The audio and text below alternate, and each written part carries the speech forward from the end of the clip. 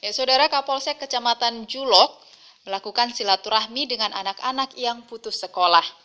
Dalam kegiatan tersebut, Kapolsek bertemu beberapa anak yatim yang putus sekolah dikarenakan tidak ada biaya.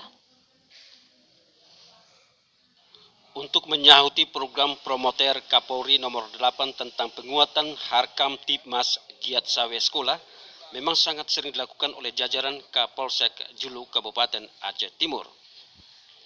Kapolsek Juluk Ibda Eko Hadianto mengatakan kegiatan tersebut untuk memberikan bantuan kepada anak sekolah fakir miskin dan kaum duafa serta kurang mampu. Kegiatan tersebut dipusatkan di SDN Blang Jambe, Juluk, Aceh Timur. Kami menindaklanjuti program unggulan Bapak Kapolda, yaitu termasuk kegiatan sawu sekolah.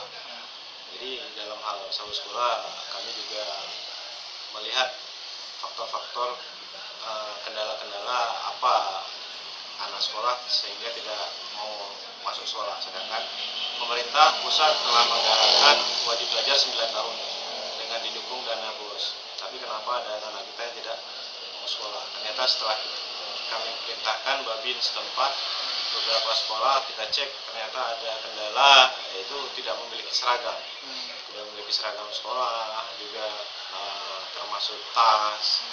Jadi dengan upaya itu kami ingin menindaklanjuti program Bapak Kapolda, yaitu dengan berupaya memberikan bantuan beberapa anak.